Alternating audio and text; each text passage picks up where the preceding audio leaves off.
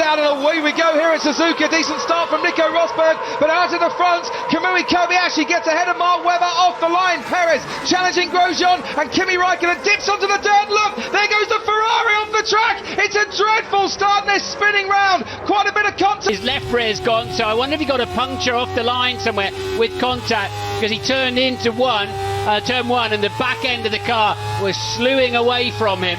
So he might well have had some contact in there. Button all the way up to third place then. What a start for him.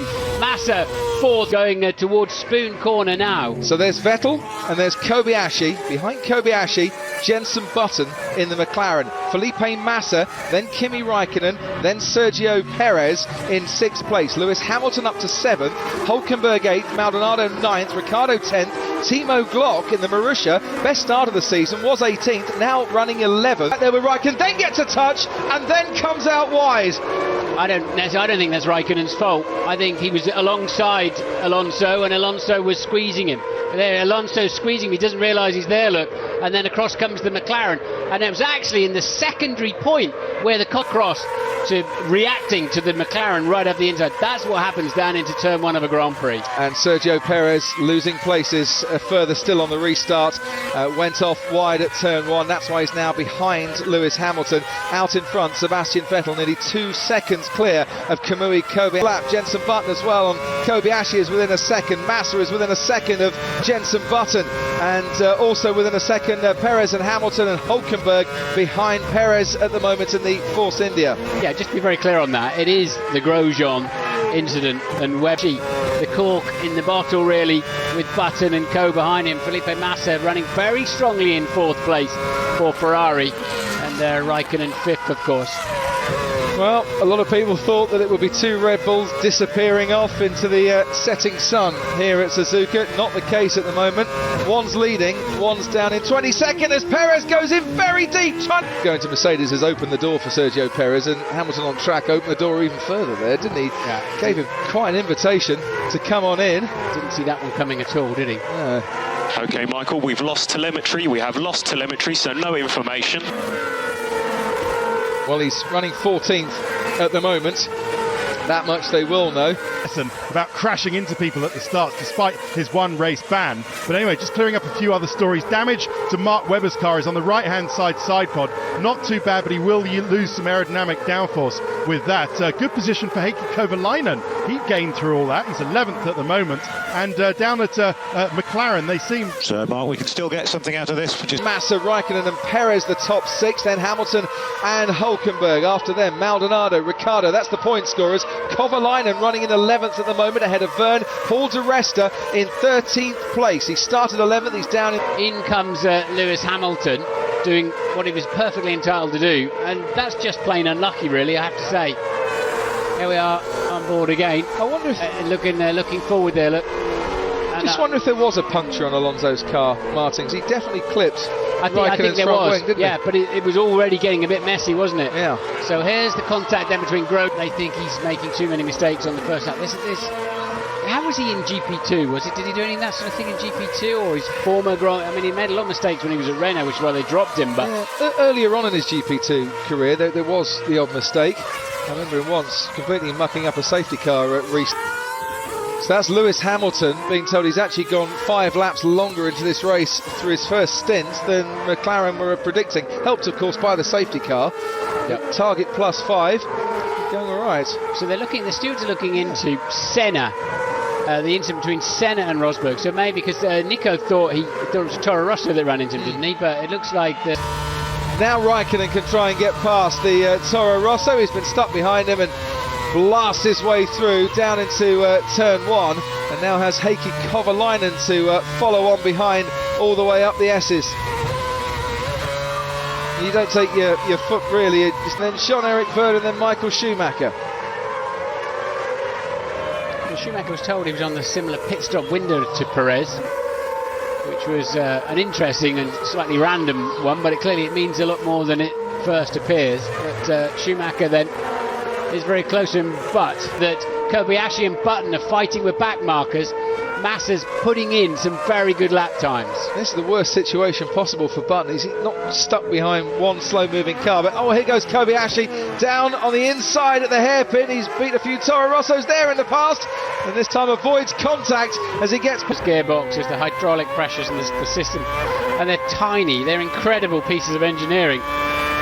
They don't often go wrong in a small way, unfortunately. There's so much energy going through. They don't understand everything's okay. Or maybe it's just every single little jolt vibrate. Perez and Lewis Hamilton again in the hairpin, and second time round Sergio Perez gets it wrong. He danced through on the inside, he went waltzing off the track round the outside, and Perez has beached his Sauber. Pressure red button, Sky Race Control right on board with both of these drivers at the moment. As they come up now where the yellow flags are still flashing for that Sauber, which is being winched away. I wonder if Lewis Hamilton affords himself a smile as he... Jonathan Neal, the race team MD, and he's been out round at the back of the computers where they're monitoring the situation. Apparently there was a little sort of brake fire on Jensen's right rear in the pit stop. It got very hot, and they're not quite sure whether it's a sensor that's burnt out or whether there is actually a problem inside the gearbox. So it's all closely packaged at the back of the car there. Anyway, for the moment, the software is keeping the gearbox... It sort of rubs salt in the wounds in a way, doesn't it? You've got a tremendous car and it's all gone horribly wrong. I think he got past Verne and then just pitted once again. Talking of Jean-Eric Verne, he just blasted past Heikki Kovalainen and up into 13th place down the straight as we watch Hülkenberg and Hamilton. To reiterate to you, Hülkenberg 7th, Hamilton 6th at the moment, or as opposed to Webber's 1:39.6. So Ricciardo's hanging on to him very nicely, and in fact just started to catch him a little bit. Mark then obviously had to put those tyres on lap 1. I would think they're feeling pretty second hand by now. He's gone further than anybody, hasn't he, on a set of tyres? Having to do so, of course, after being... While Jensen Button has that. The Jensen's pace is good. Kobayashi there for the taking. Yeah, so trying to overtake Kobayashi, but they need to be careful and cover Raikkonen as well, even though he's some 3 seconds further, more than that, down the road from Button. So we'll see what happens there. Just down this field as well, Kovalainen still doing okay in the Caterham, but his teammate... See, that was a lift, wasn't it? It's a lift in 130R. It doesn't know I'm that shocked, but they tell you it's dead easy flat, but obviously not in race spec. No, he's got a fair bit of fuel on, not the 150, 160 kilos of fuel you'd start the race on. It's still a fair bit sloshing around. He's made his change, Raikkonen back out into the race again. And Ted, you watched it all from close quarters. Oh, I did, and Kimi Raikkonen can go to the end on that, just about 20-odd laps on the soft tyres, so they'll be pretty worn at the end. For fans of Williams, Maldonado going very well. He's closed the gap to Hülkenberg from what was 7 seconds around just after the stops to 2. Yeah, from here you think, oh no, Raikkonen's got him here, but Hamilton had that inside line. And Kimi Raikkonen just had to back out there, otherwise there's 2 more cars out of this race. Not too many drivers in the world, you'll get away with that one. You saw him coming.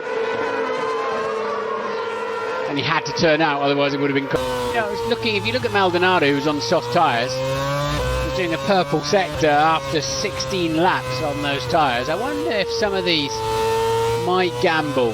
If they're clearly 2 stops now, the way to go this afternoon. If somebody might gamble on softs for the final part of the race, and if it'll come to them. Track's rubbering in nicely. Pit stop earlier in the race, 1.3 seconds slower with Jensen Button, and it didn't work out for them. Ted? No, it didn't. 2 reasons why. First of all, Jensen stopped long. He was a full 30 centimetres forward in his box. It doesn't help that it's downhill, and all drivers having a little problem, and it's slippery in the pit box, so it's downhill. So Jensen was long. The guys had to move up, and then the right are the ones to run him towards the end of the race. Look at that, Massa's nowhere in sight, of course, as he gets back out onto the track again. What a pit stop. 2.6 seconds for Red Bull, not as fast as McLaren with their 2.5, but that's mightily good enough. How's Alonso going to stop this man now? He's got the momentum, isn't he? No back-to-back winners, so near 18-second lead in this race. It's no wonder you're asking. It only took 2.6 seconds for the whole thing to happen. It must have been a blur. So, do you want to see it again? It was, yeah. So Ted, down to you. Yeah, so obviously a touch of oversteer if they're taking out front wing, but just on the double DRS that we were talking about. Just trying to chip away at his advantage and is within a second. Down in 7th, then comes Maldonado, Webber and Ricciardo. After Ricciardo, Michael Schumacher on the soft compound tyres now, going a little bit faster than the Toro Rosso. Paul di Resta making much of an impression in this race, down in 12th as Senna gets close and goes a touch wider than he would really have wanted. That's a better exit out of Spoon for Bruno Senna. He's a little bit closer to Grosjean. If he could just stick with him through 130R, but lots of marbles. Grosjean's gone on to them a little bit earlier, and Senna says thank you very much on the entry into 130R, takes advantage and gets himself finally up into 14th place. Grosjean by going a touch towards the left-hand side of the track. Any room, I don't know what Kimi idea was for first corner, but it's the way it is, and this time it was bad luck for us. And how much of an impact do you expect this to have on the championship? Nothing really. I think one time I will retire it, maybe next time Vettel will retire it, you never know. This is motorsport, so it's 5 races to go. Will be like a... on this, because it seems that the first 2 podium places are pretty much set. The battle for 3rd could be wide open at the moment. Schumacher just 1.8 behind Ricciardo now for the final point scoring position. Mark Webber hanging on with those tyres nicely in the 137s. His teammate leading on 136. Yeah. So they're obviously trying to save some fuel as well. Well, that shouldn't be a big issue in this race with that safety car period. Bought them a couple of laps, didn't it? Yeah. If your exhaust temps are too hard, it normally means the engine's running too lean. So he might have to put a little bit more fuel back into it. Webber hanging on to 9th place, 2 World Championship points. Just done a personal best in the... Using DRS on the softer compound tyres. Ricciardo does really well to position his car so that Schumacher can't get past. There was no gap whatsoever there. Vitaly Petros coming in for the drive-through penalty, ignoring blue flags and holding drivers up, but a great piece of defensive drive. Daniel Ricciardo, second time of asking, down into the first turn. Schumacher tries round the outside, but once again Ricciardo positions that Toro Rosso pretty perfectly. This will certainly be helping Mark Webber a little bit further up the road and protecting his 9th place from Michael Schumacher at the moment. Down to you, Ted. Just popped down to Sauber and Force India. It's critically close to that DRS, isn't he? He is, but he probably needs another 2 or 3 laps, doesn't he, to make that DRS really work for him, this Jenson Button, unless Kobayashi's tyres are struggling a touch, and unless Jenson Button can find just a bit more pace on this lap. Through the first sector we go. Through Kobayashi, the big lock up into the hairpin, rides the camber through the outside, but Button is 10th and a half up in the first sector. Sebastian, be careful. You've got a lot to lose on this one. Be careful. Yeah, because he's about to do another new fastest lap of the race. Is Sebastian Vettel there, desperately trying to haul him back from the pit lane. And he 35. He comes home. Kobayashi just beats Jenson Button, home for 3rd place, and for the first time since 1990, a Japanese driver will stand on the podium here at Suzuka. And for Sauber, it's utter delight. For Kamui Kobayashi, it is total